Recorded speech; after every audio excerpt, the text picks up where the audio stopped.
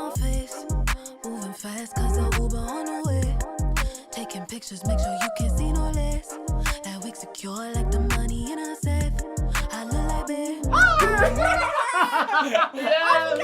think I had it. Hello, and welcome to another episode of In Love with Otamare. And my next guest is a writer, performer, and magic school bus driver, Travis Alexander. Hi, Miss Frizzy to you. Miss Frizzy to you. I have with me Burgers, which is an incredible play by Travis, which I've had the pleasure of seeing twice when such things were possible. And it's a phenomenal play.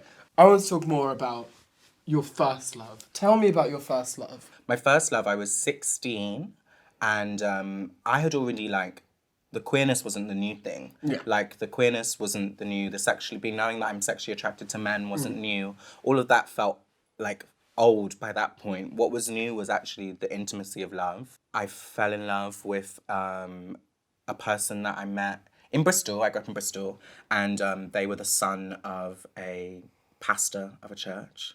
And we met, and it was one of those kind of loves where I could tell that I was the first person that he was realising his queerness with. And we were both black, and we were both in Bristol is one of those cities that is really a small town. And so it definitely felt like that. It was a small town kind of love where suddenly everyone felt like they had a stake in it. You know, it wasn't private, it was very public. Actually, it was really beautiful because it came without any expectations. Whereas I think after your first love, you suddenly have expectations. Yeah. Whereas this was I actually didn't know this was possible. I didn't know that intimacy was possible. I definitely didn't think it would be with someone that was black.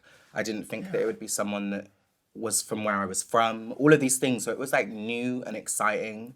And sometimes I wish I had a do-over on it. If you had a do-over, what do you think you would do differently? If I had my do-over, I think the main issue in the relationship I was thinking about was wow, we were so constrained to where we could have sex because we were so reliant on... I love that. I thought you were going to be star-crossed lovers from District 12. We was actually, we just needed better, more private, less scummy places to have sex. Yeah, because we couldn't do it in any of our houses because we weren't allowed to be dating. We would have to do it before my mum came home from work, which doesn't give you a great hour. And also after doing A-levels, you're not feeling particularly horny. Do you know what I mean? But also I think I would do over, I ended that relationship prematurely. I ended it, and I ended it because I was scared. Okay. And I ended it, I really remember I made a really rash decision to end it in this dramatic public space because that's all we could do. And I was I'm leaving for London, da-da-da-da. And I think my do-over would be now I'm less fearful of everything. So I wonder what that relationship look like if it wasn't so defined by fear. And so defined by the things you couldn't have, yes, as opposed to the things you could have. Yes, and all of my relationships since, I've been in a section of abundance, or I can do this. And some of them haven't deserved that abundance, whereas I feel my first love really did. It's still one, you know, the ones that you're still rooting for? Yeah. I'm really still rooting for him, so much. When I see him doing well, I smile. And I'm oh, there's none of that bad blood. You deserved me abundance. I want to talk about the politics of desire, but in a way that doesn't exhaust and bore me, because I feel like we rehash the same territory over and over again. There are always just it exhausts me how much bandwidth is given within our community to when we talk about the politics of desire. We talk about dating apps, we talk about Grindr, we talk about all of the white men who won't fuck us. It takes up all of the bandwidth, especially about when we talk about racism and the sexual racism. That takes up all of the bandwidth. When I'm talking about, there are much more material and pressing concerns, actually, which are tied into the politics of desire: who is safe, who we furnish with resource, who we give the benefit of the doubt to, who we believe, who we give money and time and resources to, which I think are so much more pressing. I'm not investing in that. I wanted to know what you think about this conversation. I think that when we are talking about desire, we could stick on all the sexual politics on who will or won't fuck us, or we can talk about how desire completely infiltrates who gets jobs. Desire completely infiltrates who's going to get housing. Yes, exactly. All of these things that are fundamental resources, as you were saying, are affected by how desirable you are as people. I think about desirability in terms of when childs go missing. which children then strum up billions of pounds of The resource missing white and angel are still phenomenon. missing, and which children are missing in the sea and not even making a front page news story. Yeah. That for me is all about desire. That for me is about who we trust with our love. And what I never could be bothered with is to figure out actually they do desire us. They're too afraid of their desire, so they're like leading with disgust. Yeah. You know, it's not a coincidence that most intimate violence happens with trans feminine people. With their partners. With their partners, or the most times I've been feared on the street is when someone's gone from like, I want to fuck you to I'm going to fuck you up. And those are always within seconds. Yeah. But I have no interest in clouding my world talking about that, because I want to talk about what happens when someone is in my bedroom and says they desire me. How are the politics of desire around gender nonconformity still infiltrating our room? Yes. How is it still infiltrating our relationship? I get, like, even the very legendary Kimberly Crenshaw, inventor of intersectionality, did drag me a little bit. We're talking about black love, right? What I said was I'm an equal opportunities employer, being I'm like, I'll date whoever, like, as long as they're attractive. As young as happening, she was like, can you telling me you can't find, a black partner to like lay down with at the end of the day? And I think that's such an interesting concept. I know loads of people who only know that black people only date black people for very many, I think, very logical reasons. And something I often think about, being like, would I be happier if we had that shared commonality?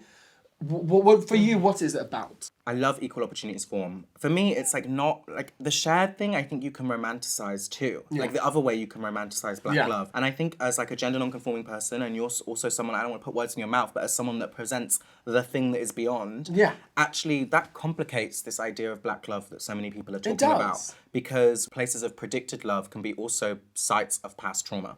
And so often in relationships, we're working through the trauma that comes to surface. And sometimes actually that shit is too real. What I will say is I've dated non-black people, I've just not been in love with a white person. And that is not something that was planned. It's more that just they've never reached the standard that I set. You know, it's less like I'm not going to ever date a white person. Yeah, it's more like you're catching me at a point in myself where like so much of whiteness has happened towards me that if I'm then going to be intimate with you in my world, You need to have hit some yeah. standards. You know, there's lots of people that will go, I don't date white people and no black person should date a white person. But I will say gender nonconformity throws every single thing into the mix. It does. Because it does. we know loneliness so well. We know loneliness from all different parts of places we're meant to find home. Yeah. So if you have done the equal opportunities form, they've met the second interview, they've crossed off their fear list, and you feel comfortable, go get it, girl. Yeah. You know, if I see like a gorgeous black trans person or gender non-conforming person or raging faggot in love with some Stephen II and they're happy, I say go for it, girl. Tom I'll see Finland you drawing in comes to Warwick.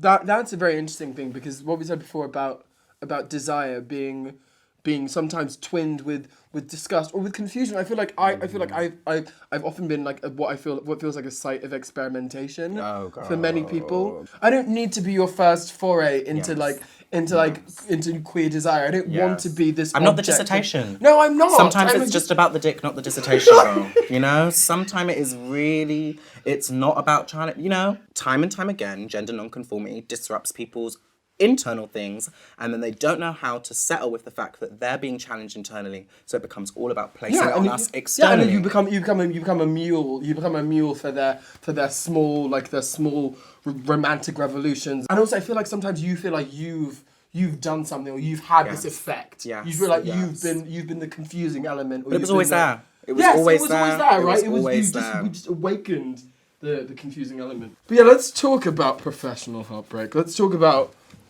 white colleagues making way more money for the same jobs, being put up for the same jobs, getting opportunities that they've either tried to pay you less or simply not been offered. But how has that impacted you?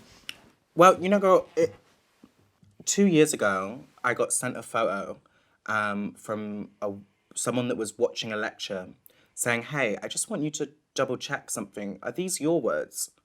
And I looked at the quote and I said, oh, yeah. But it had a different name next to the quote. And so I was like, huh. And I Googled, and, you know, it was a white queer theorist that had been doing that for a while. And I just sent them an email and I said, hey, I know this was a free gig, but next time at a free gig, you should still credit me, da-da-da. And they replied back, oh, I I'm really sorry that this happened. I clearly have done this unknowingly, but I also want to let you know it wasn't a free gig. I got paid £1,000 to be here. And so I came with one heartbreak and left with another because I did that gig for free. You did do the gig for free. And it made me really, I did the gig for free and then I was turning up at the next gig for free as well, unannounced. And it made me realise then I started doing this thing where when I'd be on set with multiple white people that were white queers, I would just plainly ask them how much. And what was starting to happen was I was realising not only was this job disparately paid, but jobs prior to that had been paid less. And so for me, it was a heartbreak I'd never felt before because it was one that I didn't really know was happening to me. And so I think there is a particular heartbreak because we still create. Blackness will always create. Black queerness will always generate. Black queerness and black transness will always be the thing that gives... Cultural labourers, cultural innovators. We are cultural labourers, innovators, producers, non-stop. The language, the music, the culture, the fashion, everything. We always have and we always will. I think it's the one way that we continue to exist because we have to. But it's the sad realisation that with that will be a vulturing of what makes it to be palatable. That is heartbreaking. You know? And it is heartbreaking. It's so sad. And I think for me, Burgers was a real moment of seeing it because so many people said that work couldn't exist. I got told no so many times. And I got told that it was not marketable, not sellable, not profitable. I got told that it wasn't going to work. I got told that it was too niche. I got told that I couldn't talk about gender and race at the same time, etc., etc., etc. And all the places that said no would say no for it doesn't just quite fit with our season. And then the season promotion would come out and it's a white queer person giving a much easier narrative for the season highest commission price. And I'm like, that's heartbreak because I know the potential. This isn't about me knowing, it's about you not knowing, but you hold the keys to whether or not I can show you my potential. Not only when they do not give you the job, do you get the heartbreak of not getting a job, which everyone has, regardless of race, regardless of gender. Absolutely. We all know the heartbreak of being rejected. I think what's hard about when blackness is at play is not only when do you get rejected for the very things they'll say it's risky, they'll then take the things that made you good and put it into a white palatable body, and then that will be told to work and yas. Yeah. And we'll be left being the guest on the show. It has been amazing having you. You know how much I love and adore you, and I'm so glad you're here. I would never miss it. What secret knowledge do you think that you have gained about love? What do you want to tell the people watching this? What do you think that you feel deeply and you know to be true about love that you'd like to share? I'm going to share two quick things. The first thing is you have to get on board the TAM train quickly and presently because it's moving fast. So anything they do, you just say yes to until the end of time. And two, I would say, apart from my undying love for you, the second thing I wish people would know sooner is that I think you should know that people not loving you, rejecting you, pushing away you, often is so much more about them than it is to anything to do with you. Absolutely. And that would be the thing that I wish I knew sooner. Absolutely. I think you're so right. Thank you for coming. Cheers, baby. Cheers. Thanks for making me look pedestrian. You never look pedestrian. You can look that.